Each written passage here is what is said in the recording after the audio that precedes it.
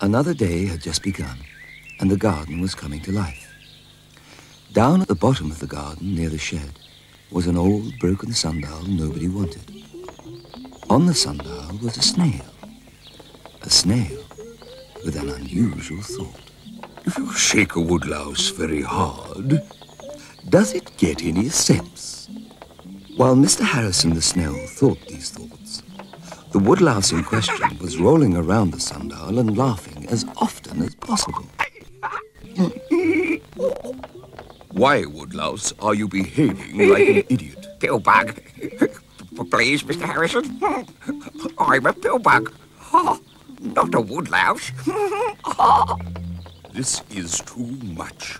A snail of my sensibilities can only stand a certain amount of this asinine behavior before he gets very angry.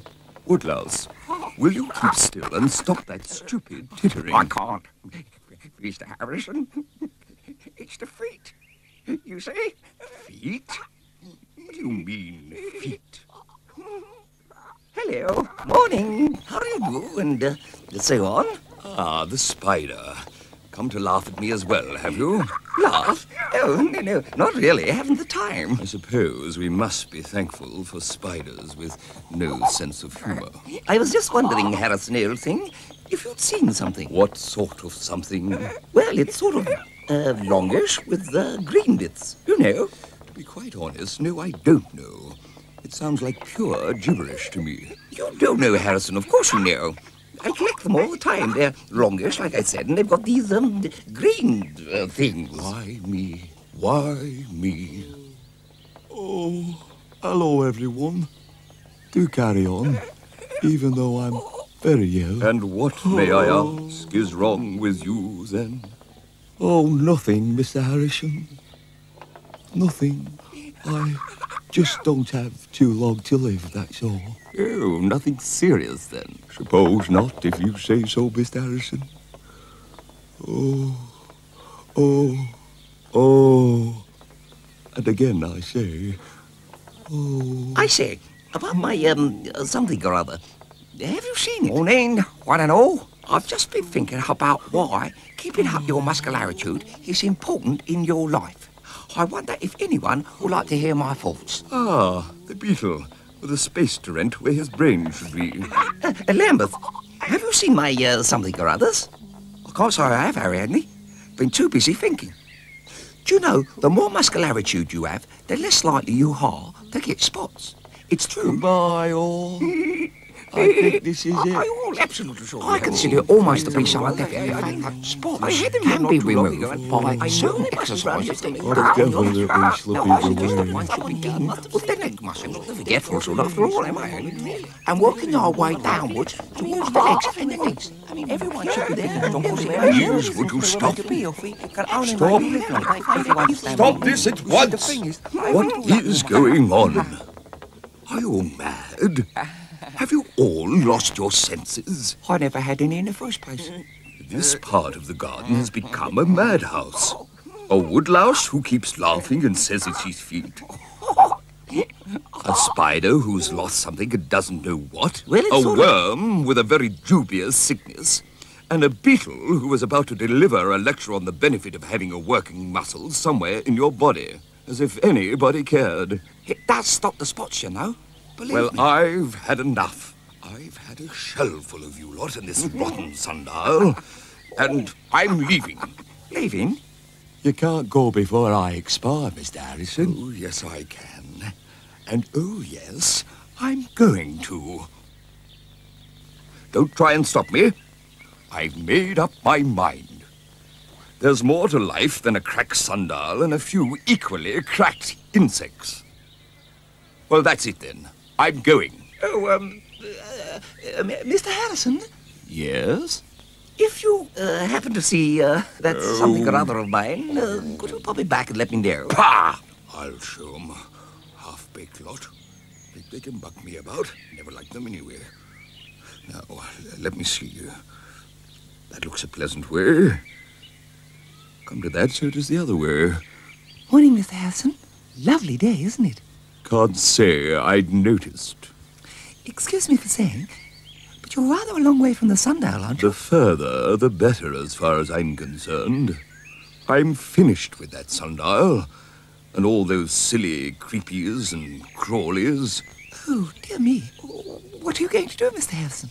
I intend, Ladybird, to start a new life. Find a more pleasant place to live among insects who understand the finer things of life. Which way will you go, Mr. Harrison? Well, I was just working that out now. What do you think? Well, I wouldn't like to go either way. I've heard there are some very strange things out there, Mr. Harrison. What sort of strange things? Oh, big things. Loud things. Things that don't like you and me. What are they called, these things? Well, I've heard the name Fish Pond. Fish pond? This fish pond, it doesn't like us, eh? I think that's right, Mr. Harrison. Well, fish pond doesn't sound frightening to me. It takes a lot to scare a snail, you know. Goodbye, Ladybird. We'll meet again. Someday. Oh, good. I found you all. It's Mr. Harrison. I'm very worried. Have you seen him? Yes, just a few minutes ago. He said he was going off to find new friends and a better place to live. Where could be better than here? There's everything we want here. Food, a sundial, me. I'm just worried in case... Well... In case of what, Ladybird? Well, I have heard about Fish Pond and how dangerous it can be. Yes, I've heard about that. You know, the more I think about this, the more I'm sure we should go after Mr. Harrison and bring him back here, where it's safe. Oh, dum-de-dum, dee-ra-li-la-dee-dee. A happy snail am I, with no fears of anything, especially fish pond. La-dee-da, dee-da. I wonder how far I am from the sundial. Dum-dee-dum, dee-dum. What's that? Get a grip of yourself, snail. Hello? Is that somebody? Lambeth? Suppose? Even Anorak would be welcome. Oh! Go away. You don't frighten me, fish pond. I'm a brave snail. I come from a long line of brave snails. You leave me alone, you fish pond. I'm going for help. No matter how far you go, you can never get away from the noise. Always noise. Will I never get any peace? Oh, help! Leave me alone. Leave me alone. Oh, it's a fish pond. I'm done for. Somebody quick. It's all right, suppose. It's Mr. Harrison. We found him. Well, of course it's me. Who did you think it was? Well, to tell the truth, Mr. Harrison, I thought you might be. Fish pond. Me? Fish pond? Oh, suppose you are a funny worm. Most witty. You are looking at the snail that gave Fish Pond a good seeing to. Really? My word. He sounds nearly as brave as me. This could be a right good story. I like a good story. Possibly more than you'd like Fish Pond. Come on, Mr. Harrison. Let's go and have some tea. You can tell us all about it. Of course. Well, it's quite easy, really. Just another small deed in the day of a brave snail. So Mr. Harrison the snail told his tale of bravery, and another day came to an end. The creepy crawlies settled down to watch the sun go down beyond the old broken sundial. Nobody wanted.